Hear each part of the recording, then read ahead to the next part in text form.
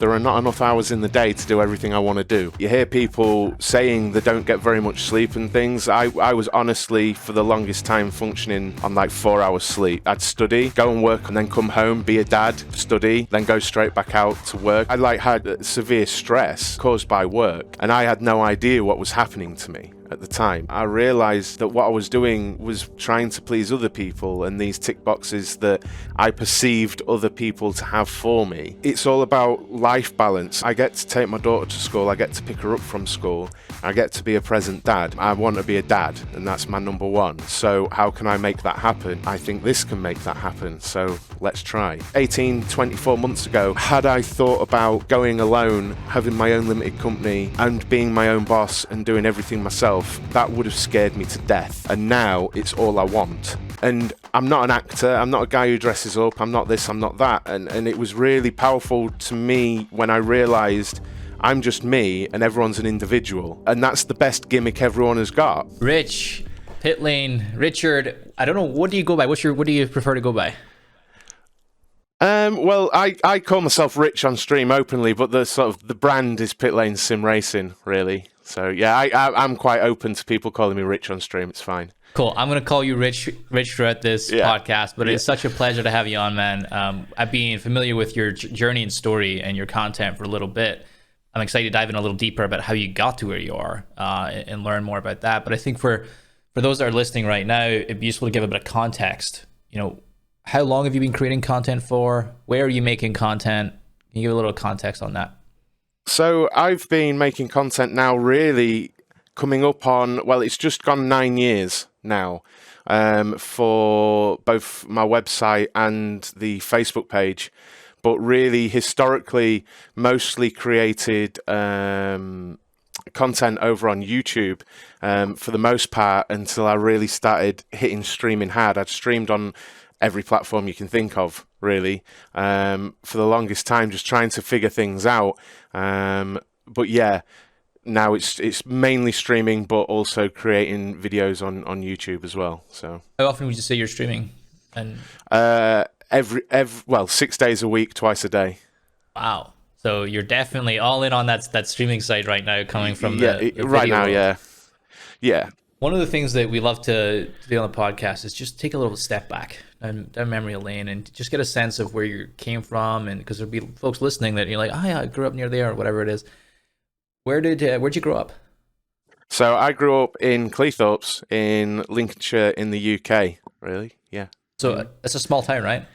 Yeah, seaside town in like sort of east of England, yeah. And you obviously have your experience with really good weather out there. Yeah, it's a bit rainy. Yeah, coming from Scotland, I know all too well about how bleak the summers are in it's not great back home. So you grew up there. What was your kind of upbringing like? What was the family? Mum, dad, what were they doing? So my dad has worked abroad nearly all of my life, all over the place, Singapore, Nigeria, Saudi, all over the place in oil and gas. My mum was a stay-at-home mum, and I was a little geek playing video games, but also playing rugby and things like that, because I'm a big guy and that, love my rugby. But yeah, that's kind of how it was. So with my dad sort of not about, he was present but not about, and stuff. There weren't as many sort of family things, if you like. So I had a lot of time to play video games and whatnot. Was there anything that inspired you to kind of go down that path? Because I remember, like, for me, my cousin, like, he was really into it, and that kind of inspired me to get more into it. And my dad was a little bit into it. Like, was there anything that inspired you to get into that side? Into video games? Yeah. So basically, when I was really young, I had a brother who sadly passed away just over 10 years ago, but he was really into Formula One, just like me. Like I grew up, I was thinking about it the other day, most of my earliest memories are of motorsport and my dad, and why I'm into it, basically. And my brother was into it, and some of my earliest memories are playing racing games with him on a Sega Mega Drive and things like that. And they were really sort of formative times for me, if you like, because obviously I'm one of these guys who looks up to my dad as my hero sort of thing. So if he was into it, I wanted to be into it, and my brother was also into it. So it's sort of like it's very natural for me to have taken that route, racing and video games sort of thing. Yeah, so. That's totally sense. Did you watch Drive on Netflix? I'm one of those guys that binge watches that the moment it comes out. It's done that evening, basically. We did the same thing. We completely binged it. And I grew up in the UK, so F1's obviously a big sport out there, and I kind of lost touch with it ever since I started traveling a lot. And it just rekindled my love for F1. So we're actually going to go to the Austin Grand Prix later this year. That'd be amazing. That'd be amazing. I can't wait. So growing up, you were into F1, you were kind of into games as a kid, but there's life. You gotta do something with life. Like, did you go to school? What kind of track were you on there? So I wasn't the greatest in school, if I'm quite honest about it. For many reasons, but I lost direction, basically. I went to school to play rugby, and that's what I did, basically. But then, as I sort of grew up, really, the step change in my life really was my daughter coming along, who's like 9 now. Because at that point, my dad had been really successful. And then in my head, it was like, well, I have to do the dad thing now. So I think I was like 24. I started my degree and things like that. And because that seemed like the route I needed to take to be grown up, sort of thing. Yeah, I mean that's what they tell you, right? At least. So yeah. Up until that point, were you just kind of going in and out of different things? Were you playing rugby, semi-pro? What was? Well, I played rugby for quite a long time, but it was one of these things, really, because this is going to sound so cliched. I'd not done well at school, so I wasn't doing that much. I was working and things, but it was just working in warehousing and things like that. And I was always gaming alongside it, always. But at that point, streaming wasn't really a thing at all. And to be fair, I'm not sure even YouTube particularly was. So it's like gaming was always ever present, whatever platform I was on. Online gaming, I remember I used to No Life Battlefield 2 all the time, playing it so much. But just gaming and working generally, basically, up until the arrival of my daughter. Yeah, so I was going to say, one of the things you mentioned at the very beginning of the podcast, 9 years ago was when you started the journey, and your daughter's 9. So it really was, life-changing moment for you. Yeah, so it was basically, I remember it very well, actually, very, very well, because when my daughter was born, we didn't have much money at all, because I was a student, and I was working as a doorman at the time as well, to sort of earn pocket money alongside doing my studies. And I was like, I really want to play a racing game. So I went and bought a really cheap steering wheel, and I'd never had a steering wheel up to that point. I played on Xbox, on Forza and things on my pad, but I went and bought a wheel, and I tried a service called iRacing out. And that day I went home, I did 2 races, and I went straight back to the shop and exchanged it for a more expensive one, because I knew immediately that was my thing. I got tingles when you said that. That was just pretty cool. Yeah, like immediately, and almost as quickly, it dawned on me, I can't be the only one here. And I had a quick Google about for communities and things like that, and I was like, you know what, I'm going to start my own. I'm doing a computer science degree. Why don't I start a website at the same time, and I can use that to sort of aid my studies and practice and things like that. A bit of scripting or whatever. So that is really cool. You just took that initiative to go. Was there any visual, like, other than that I can practically apply some of the stuff that I'm learning at school? Was there any like vision for what this could become, or was it like this just makes sense? Yeah, so, at the time it was probably, I'm trying to think, Counter-Strike Source and things like that were big, and you had clans and you had guilds in World of Warcraft, and there probably were other communities. I couldn't find many, if any. So it was just like, well, why don't I just get people together of this interest instead? You know, there's got to be other race fans out there. So yeah, that's when my website was born, basically. I remember it very well. That's awesome. So the website starts, and I'm guessing you were a consumer, you're not just playing games, but you were consuming content on, was it YouTube and things like that at the time? Yeah, there was bits and bobs, but it really wasn't very high quality. And even so, to be honest, if I go back and look at what I started making early doors, yeah, there wasn't that much really. It was still it's still niche. But it was extremely niche at that point. People played racing games, but I used to save.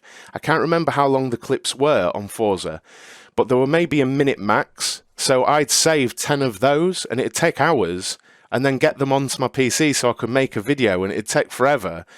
But people weren't doing that, so that's what I started doing. Why? So you made the website. Did you like, I've got this website and I need to make content for this website, or was it more like I just need a place for other people to like a forum type thing? So the website was a forum. I was going to do leagues, which we ended up doing, and news and things like this. But I have this thing in my personality. If I'm doing something, I do it with everything, and I don't like to have doubts about how much effort I put in. Like with this whole journey, I've always said, if at some point it stops, that's fine, because I'll be able to go, I gave that everything, at least, you know. So when I started that website, it was more of a, I want to get this out there type thing. So I started making videos. I started trying to make leagues and get people together and going on different forums, not to snatch people, but just to be like, hey, like, let's start a league up and things like this. So you were hustling, you were grinding, basically, like putting all the work in to make this thing a thing. But you were at school, so you were juggling this school thing. I am almost positive that this started taking over a little bit and school was suffering. Is that the case, or? Not at all, not at all. What I did was I slept a lot less. So, it's still an issue I have. There are not enough hours in the day to do everything I want to do. But that genuinely was the reality of it. You hear people saying they don't get very much sleep and things. I was honestly, for the longest time, functioning on like 4 hours sleep. Like I was hitting it hard, and some weekends not sleeping because I'd study, go and work on the doors, on the nightclubs, and then come home, be a dad, study, then go straight back out to work it would be unreal. I think that's something, for listeners, that it's easy to glamorize like balance and things like that, but that's something that you almost get the luxury of doing later down the line once you've kind of gotten things running and you've got success, and you can start thinking, okay, like, how do I make this better on a day-to-day or a week-to-week basis? But in that upstart phase, when you have other priorities, whether it's school, a job, kids, wife, it's the idea of balance just doesn't really enter the equation at that point. No. And from reading, I like to learn from people. So like Kevin Hart's autobiography or Arnold Schwarzenegger's and things like this, they're not perfect people. But one thing successful people always seem to have in common is that at some point they've worked hard, like really hard to make things happen, because no one's going to make things happen for you. So, you've got to be comfortable with that. Like with me, even now, I'm sure people think you hit that live button on OBS, and when you click end stream, that's it. Or you're playing games still or whatever. Like I can totally say I finished streaming 4 hours ago and I've not moved because I'm doing Photoshop, I'm editing another video, I've been on another call and things like this. It's just non-stop all the time. Yeah, I think that's something that unless you're in it, it's really hard to appreciate as much for the stuff that goes on behind the scenes. Yeah. So 9 years ago, you've started this website. Yep. The kid's born. You've got this kind of fire, it sounds like, from your daughter being born, that you're like, I'm gonna be the great dad. I'm gonna all that kind of like stuff. What was the traction like in those? Like, did you get any traction? Because early doors, it was difficult, but we did. I got in very nicely with one of the driving simulators, and the guy from there is not there anymore, but now is still a really good friend. And I ended up running through Pitlanes an officially sanctioned Michelin Clio Cup series, which, you know, like that's a big deal. Michelin is, for those who don't know, one of the top brands in the space. Yeah, and it was esports before COVID, basically, because that all exploded when that virtual Le Mans and things like this, it all exploded. But I remember, this must be 7 years ago, us running that, and it was incredible. It was absolutely incredible, sort of how that went, because it was a fully officially sanctioned series. Speaking with the guys from the series and getting the real drivers in and things like that, it was absolutely mega. And yeah, it carried on, but yeah, life is difficult sometimes, so it puts a halt to things sometimes, you know. So you, it wasn't you. I'm guessing at this point, when you're in school and you're building the brand, it's nothing life changing at this point. It's more of a passion project and a hobby that's exciting. As you kind of got towards the end of school, and I'm guessing school became a little more demanding. Your daughter was young. That's going to be a little more demanding. How were you finding the balance of, like, you know, content versus now it coming down to school, I need to get a job?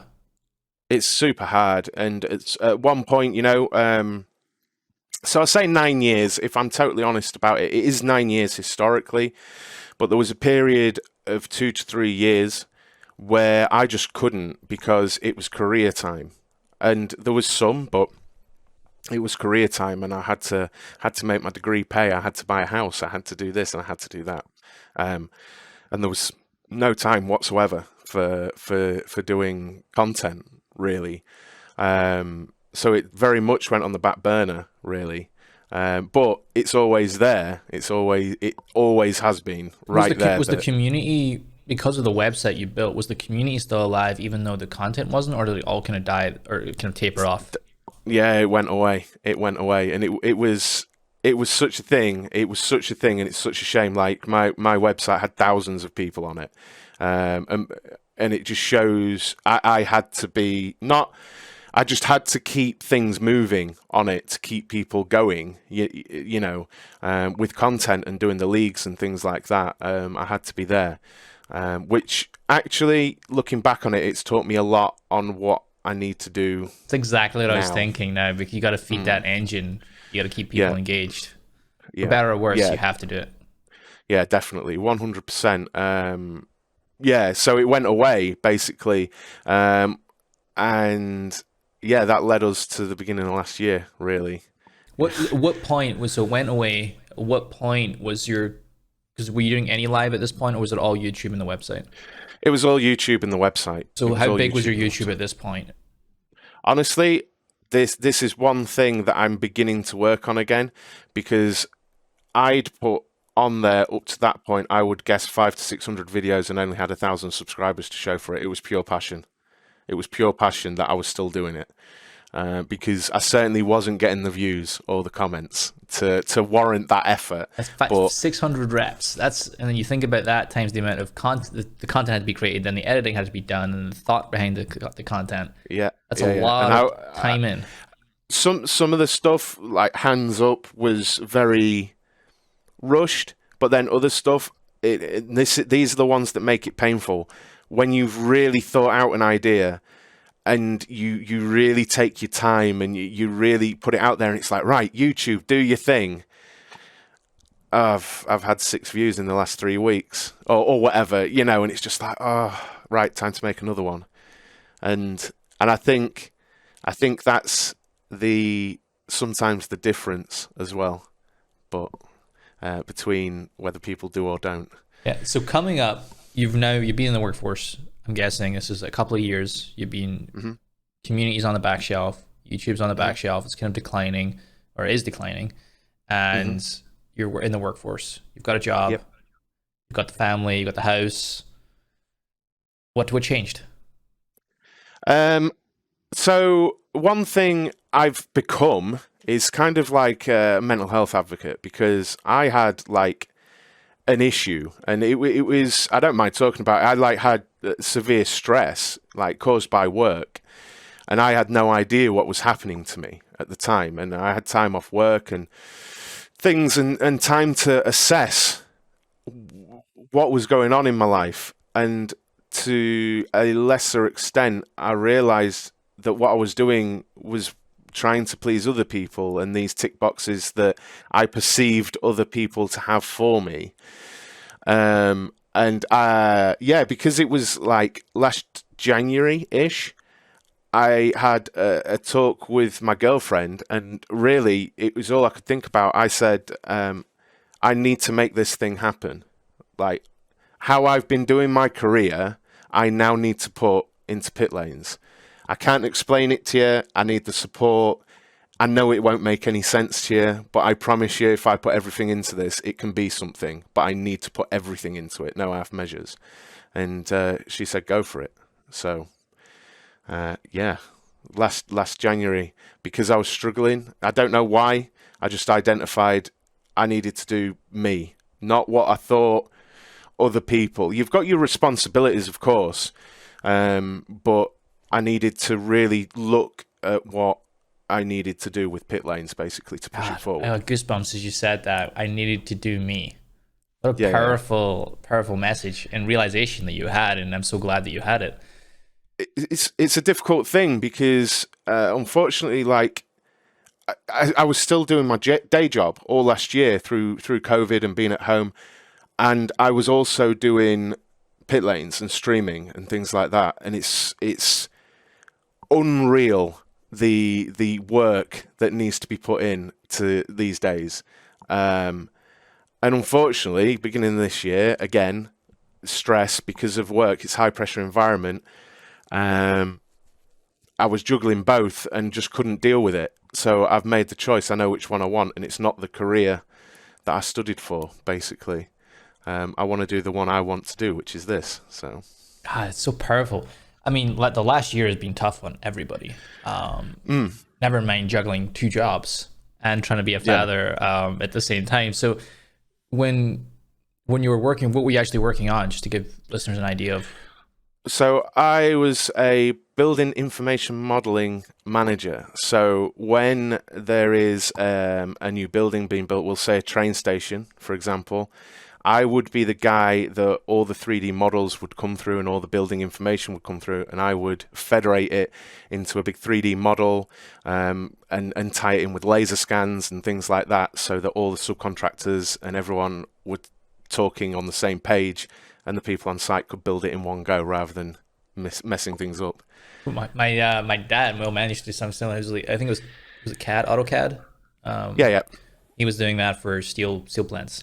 So I take stuff from guys like that and put it all together with everyone else's, basically. That's awesome. So you were doing that, you were juggling both. What was your job like time wise? Like, it was like a 9 to 5, was it?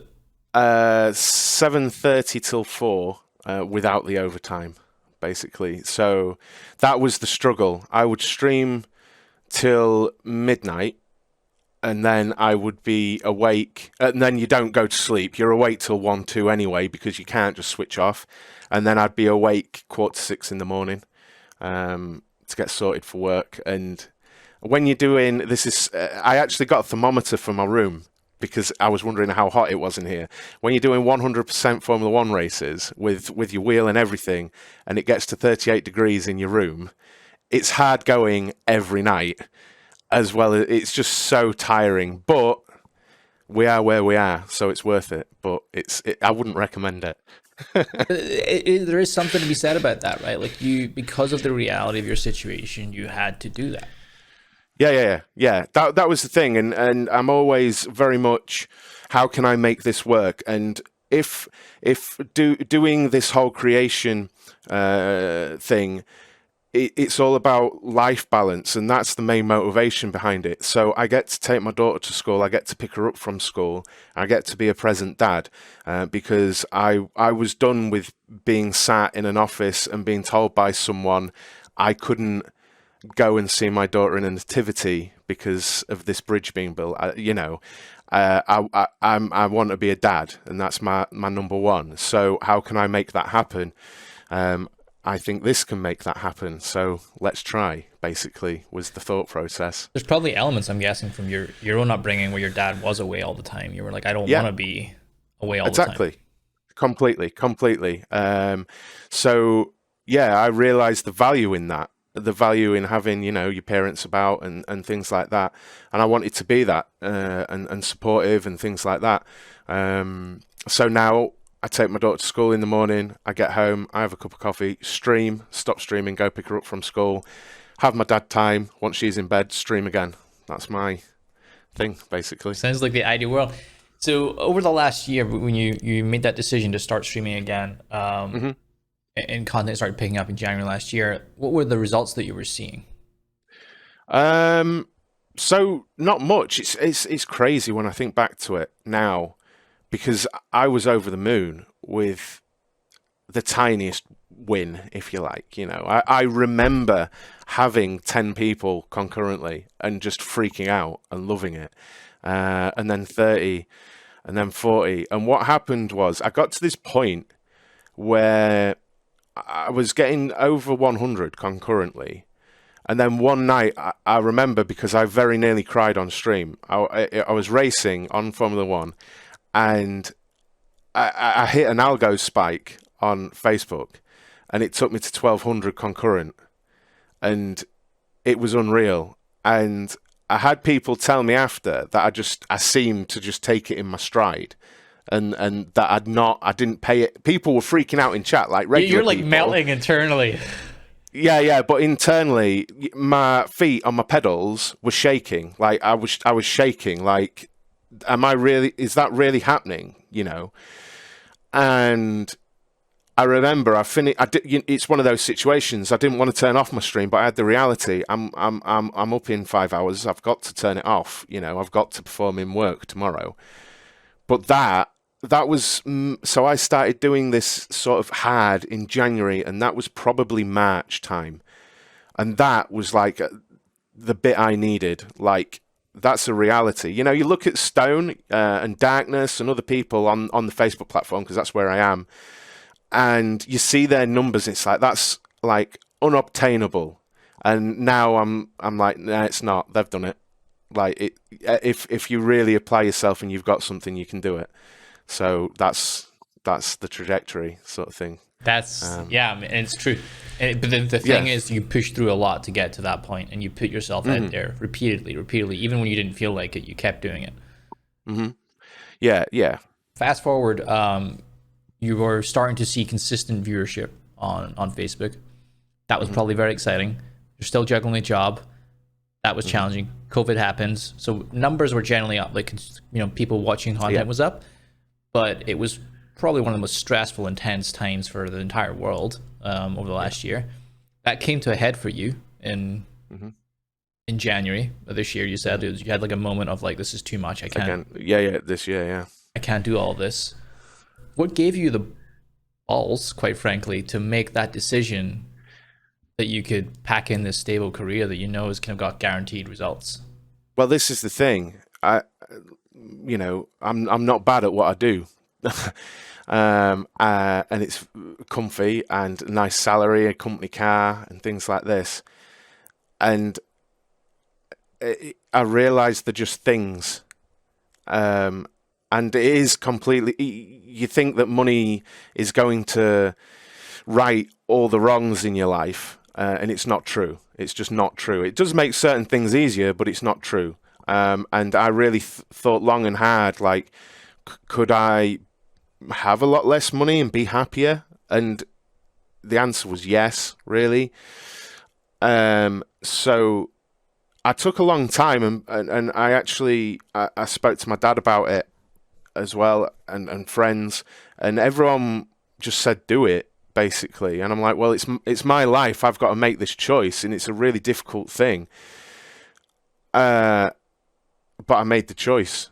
And it's scary. It's super scary. Like, if I was free studying rich, working in warehouses and that, it'd have happened a long time ago, but I also wouldn't have succeeded the way I have because I wouldn't have had the same drive.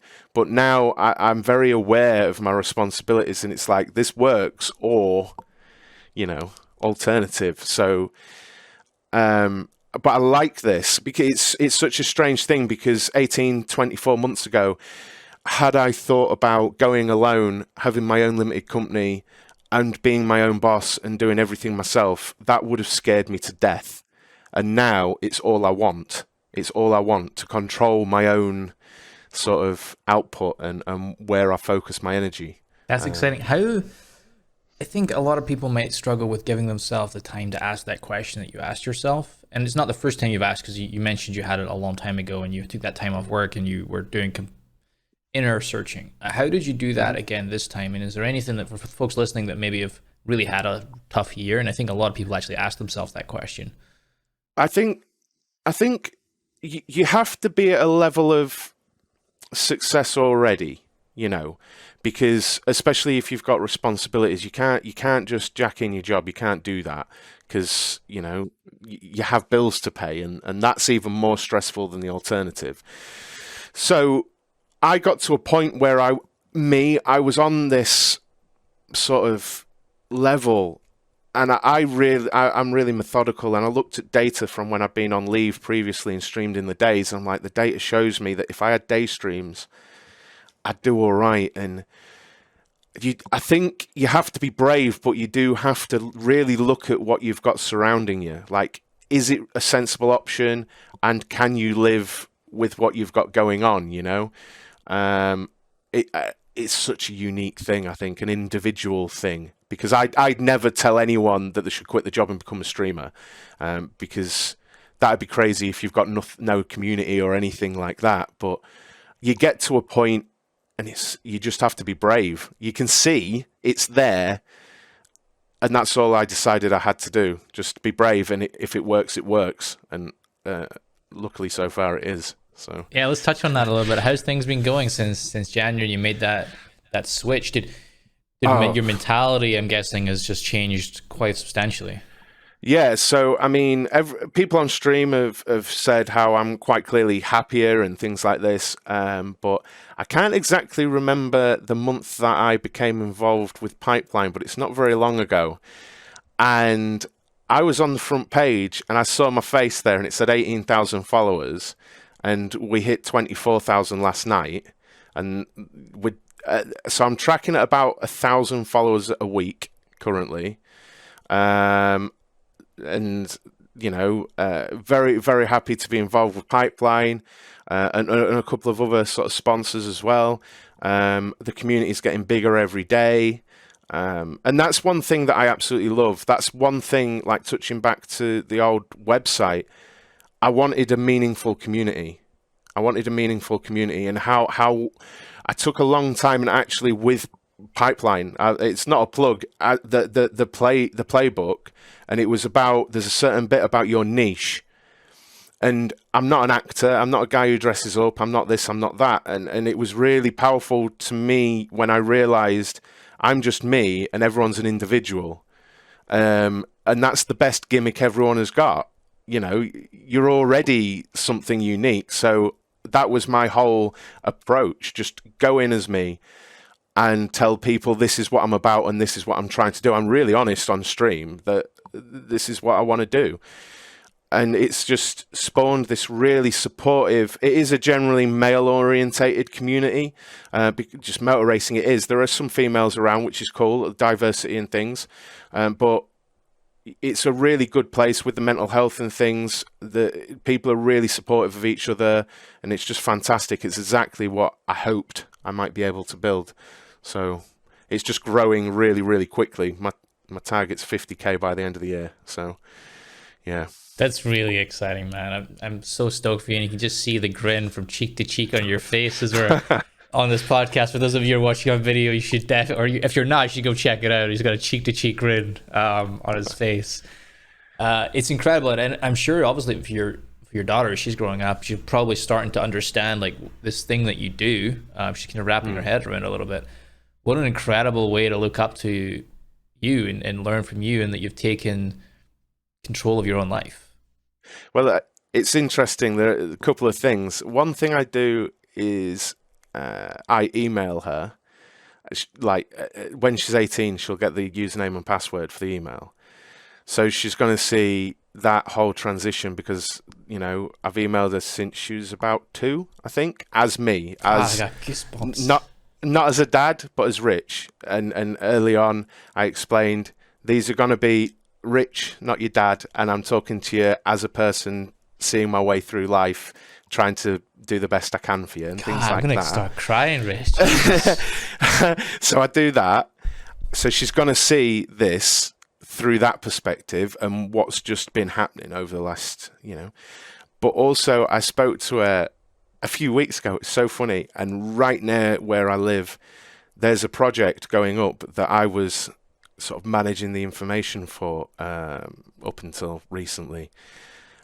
And I drove past it and I pointed at it and I said, what do you like more, that Daddy basically managed that, or that I'm a streamer? And she was like, that you're a streamer. And she's super excited. And that makes me happy. So that makes me even more determined to make it as successful as possible. That one day I may be able to look at legacy and how it can continue beyond me and bigger than me, sort of thing. Well, without a doubt, she already is inspired by you, but she's gonna be even more inspired by the fact that you're an entrepreneur building those and like that is gonna unlock a new way of thinking that traditionally most families in the UK don't get. I didn't get it. No, exactly. And this is the thing. The thing that I've learnt most on this journey is that if you have some form of dream, and it's at least semi-realistic that it can be achieved. I'm never going to be a professional football player, sort of thing. There's no reason you can't. Like, I have given this everything for the last 18, 24 months, like everything. And it's tiring, but it shows in the product, at the end, that you do grow and it is incredible. So if people are wanting to be a streamer and a content creator, just hit it hard. Like, be very clear about what you want from it and go for it. It's amazing. I think that message, be clear what you want from it, right? I think when that you can truly feel that, and it's like to your core, is like you know why you want this. That's enough motivation to go after it. For me, every single day now, and this is powerful for me to say, I wake up energized, motivated, and happy, which I've not been able to say for a long time. That I know today, in a couple of hours, I'm going to go live again and I'm going to entertain hundreds of people and make their day a little bit better. I absolutely love that. I love doing that for people that, people think it's a bit weird, that people might pay a subscription to streamers and things, it's just like Netflix or whatever. And when people first started saying that they had me on their TV as a couple watching me, it's just, that's insane. Like, what?